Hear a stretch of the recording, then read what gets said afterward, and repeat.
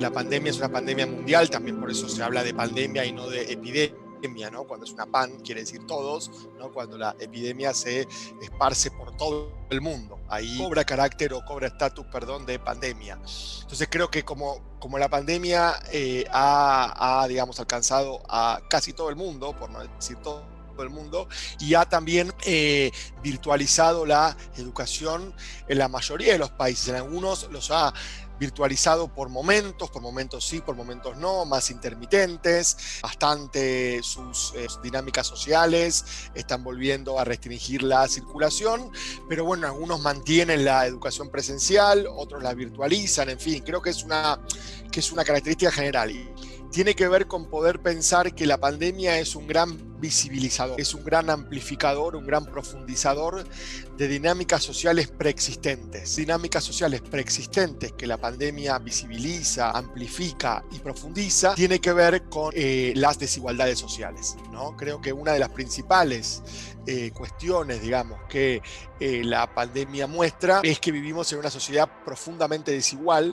y la dimensión educativa es una de las principales dimensiones a donde estas desigualdades se expresan. Por lo tanto, creo que es importante poder pensar que uno de los desafíos, digamos, importantes que la pandemia nos mostró y nos muestra, y es un desafío para la pandemia y para la pospandemia, es cómo afrontar las desigualdades educativas crecientes.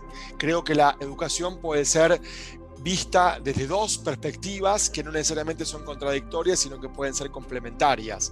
Por un lado, la educación puede ser un camino de igualación social, es decir, puede ser una vía para igualar, para dar igualdad de oportunidades, igualdad de condiciones, igualdad de posibilidades a diferentes grupos sociales que son desiguales, pero también sabemos que la educación muchas veces es reproductora de desigualdades sociales. Creería que la pandemia más nos mostró el costado desigual de la educación que el costado igualador de la educación. Entonces creo que la desigualdad es uno de los principales desafíos. Tiene que ver con la concepción de lo público, ¿no? Creo que la pandemia también nos mostró la importancia de lo público y la importancia de fortalecer la capacidad del Estado para gestionar lo público. No exclusivamente, también obviamente promover la iniciativa privada.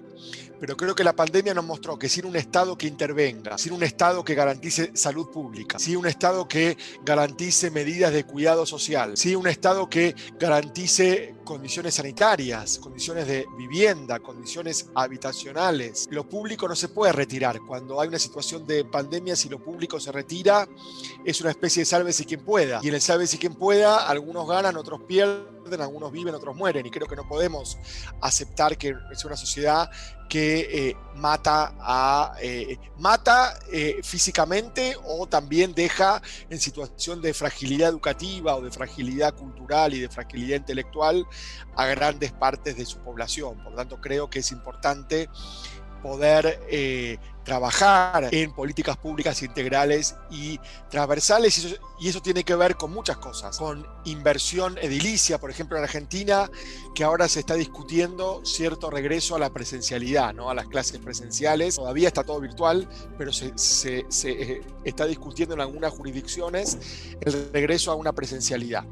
Pero muchos nos preguntamos, ¿qué inversiones se hicieron? ¿Qué inversiones monetarias se hicieron en 8 meses para adecuar y remodelar los edificios para hacerlos aptos para el regreso presencial en pandemia? O sea, ambientes ventilados, distancia social. ¿Cuáles son las inversiones que se hicieron en los edificios? En muchos casos la respuesta es ninguna. O sea, 8 meses perdidos.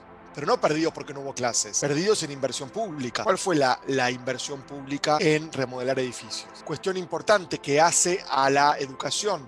¿Cuánto se invirtió en mejorar la conectividad de profesores y de estudiantes? Creo que muchas cosas se pensaron como emergencia. Pensaron que iban a durar 2-3 meses. Y están durando 8-9. Y en Europa 10 meses. En Europa esto empezó antes, empezó en febrero. Y ahora vuelve. Y nadie dice que no regrese en América Latina.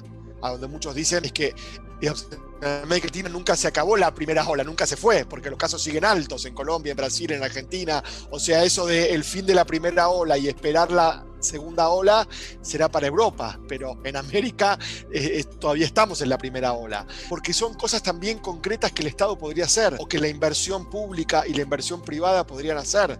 Las empresas, por ejemplo, podrían invertir en ampliar la conectividad, el ancho de banda. Podría haber créditos para la compra de nuevos dispositivos y de nuevas computadoras, de nuevos teléfonos celulares inteligentes. Podría haber una inversión pública en plataformas educativas. O sea, un ejemplo concreto, en Argentina, sobre todo en la ciudad de Buenos Aires, se demostró que el Estado gastó mucho menos en educación, o invirtió, porque no vamos a decir que es un gasto, sino que es una inversión, invirtió mucho menos en educación en estos 8 meses porque no tuvo que pagar un montón de servicios de las escuelas, no tuvo que pagar a veces transporte, no tuvo que pagar, no sé, compra de libros, renovación de mobiliario, comida que a veces se paga, o sea, un montón de gastos que tenía no los tuvieron. Con ese dinero que se ahorraron, ¿en qué lo invirtieron? ¿Lo invirtieron en mejorar la educación? Yo creo que no, al menos en la ciudad de Buenos Aires, en Argentina, estoy seguro que no. Por lo tanto, creo que hay muchos desafíos ahí concretos de interpelación a la política pública concreta, pero vamos a ejemplos bien concretos que se podría hacer para mejorar la vida cotidiana de profesores, estudiantes y padres también, ¿no? Y eso muchas veces, lamentablemente, no se hace, Santiago. La virtualización de la educación y la educación a distancia, que creo que muchas, al menos en algunos niveles educativos, muchas cuestiones de la virtualidad llegaron para quedarse. O sea, creo que vamos a una educación híbrida o mixta, pero no 100% presencial, al menos en los próximos meses o en los próximos años, ¿no? Creo que, por ejemplo, en la universidad y en otras instancias, creo que lo virtual llegó para quedarse. No 100% virtual, creo que vamos a modalidades más híbridas o más mixtas. Pero entonces digo esto porque lo que estamos hablando no es solamente para la coyuntura o para la emergencia, sino que va a servir, creo que para el futuro, porque las modalidades híbridas o mixtas también van a implicar virtualidad. Entonces yo creo que una primera cuestión para asumir o para visibilizar, porque creo que esto pasó como una especie de tromba, o que nos pasó un poco por encima, por arriba, y no nos permitió pensar demasiado, todavía no nos permite pensar. Estamos en debates muy coyunturales y a veces muy dicotómicos o muy binarios, ¿no? Cuarentena sí, cuarentena no. Vuelta a la presencialidad sí, vuelta a la presencialidad no. Apertura o cierre, o sea, muy debates binarios y no debates ricos que muestren matices, que muestren grises, que nos enriquezcan, que nos hagan realmente reflexionar sobre la realidad para poder mejorarla, para poder cambiarla para mejor. Entonces, ¿por qué digo esto? Porque creo que una primera realidad para poder asumir es que la virtualización de la educación y la virtualización de la vida, porque en realidad la vida social se virtualizó. Yo me vinculo con muchos de mis amigos todavía por mi celular o por mi computador. Trato de cumplirlo porque al menos en Argentina todavía están realmente miles de casos diarios y centenas de muertes diarias, ¿no? Creo que la virtualización de la vida social, la virtualización de la educación, pero de la vida social, hizo que lo que pasaba afuera ahora suceda adentro del espacio doméstico, adentro de cada casa. El teletrabajo y la educación virtual, sobre todo. Y eso hizo que se recargue sobre el peso de la familia o sobre el peso de la unidad doméstica del ámbito habitacional. Hizo que las relaciones intradomésticas o intrahogareñas se densifiquen, se hagan más densas, se hagan más problemáticas también, ¿no? Se hagan más conflictivas. Por lo tanto, en los padres y las madres recae mantener su trabajo, presencial o virtual, en teletrabajo o no, y apoyar la educación virtual de los hijos. Es una doble tarea, que antes no existía esa doble tarea, ¿se entiende? Y yo diría que hay una triple tarea, que son las cuestiones de cuidado, los quehaceres domésticos, cocinar, limpiar, atender a los hijos, atender a los ancianos. Muchos viven con sus abuelos o con personas de la tercera edad o adultos mayores. Entonces, toda esta recarga, en general, obviamente que la sienten los niños, las niñas, las y los jóvenes, pero sobre todo también la sienten las madres y los padres, ¿sí? Entonces tienen que ser responsables de teletrabajar, de ayudar en las tareas escolares a sus hijos, de asumir las tareas domésticas. Entonces creo que una primera cuestión es saber que esto existe, no hacer de cuenta que no existe y saber que la realidad que nos tocó vivir y hay que afrontarla y uno hace lo mejor posible. Que eso también muestra mucho las desigualdades, porque ¿qué pasa en una casa, en un hogar que no tiene condiciones habitacionales muy confortables? Que en una misma sala conviven todos los hermanitos, en una única sala, la mamá cocinando y el padre teletrabajando, si tiene la suerte de poder teletrabajar. Todos alrededor de la misma mesa y con un solo computador o un solo teléfono celular para todas las tareas. ¿Qué pasa en esa casa? No se puede atender toda la demanda. Por lo tanto, es necesario ahí que los padres no se responsabilicen por no poder atender, sino que puedan demandar una política pública que los ayude, que puedan buscar redes comunitarias que los sostengan, ¿sí?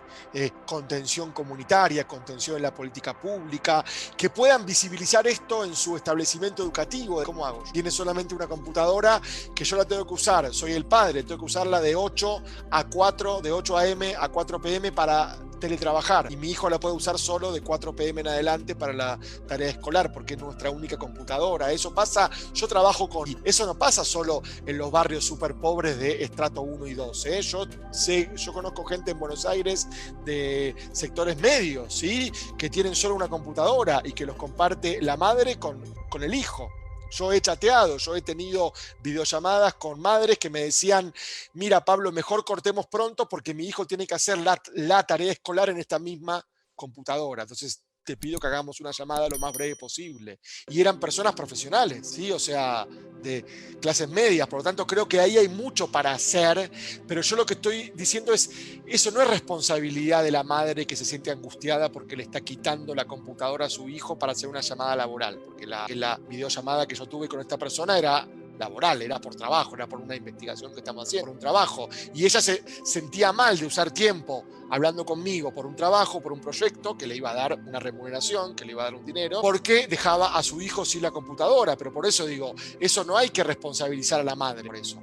Ahí hay una desigualdad social y una afectación del derecho a la educación que tiene que ser parte de una política pública, como dije antes. Y lo último que digo, tiene que ver también con la cuestión más subjetiva o más afectiva, más vincular. Creo que los padres y las madres a veces están muy preocupados porque los hijos cumplan con el contenido curricular, el contenido escolar, y que no pierdan, entre comillas, días de clase, o no pierdan contenido, no pierdan, la dimensión curricular, pero no se preocupan tanto o se preocupan tarde o sea, desconocen los signos de alarma y de alerta que sus hijos y sus hijas les dan, y se dan cuenta tarde de las afectaciones subjetivas, emocionales, afectivas, corporales. Porque yo no soy de los que dice que la educación virtual es igual a la presencial.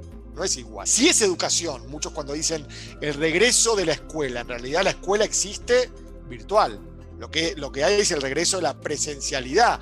Pero si uno dice que ahora no hay educación, le falta el respeto a las y los maestros que se están esforzando día a día para dar educación virtual. Le falta el respeto a las madres y los padres que hacen malabarismos en su casa para que sus hijos se puedan conectar a la educación virtual.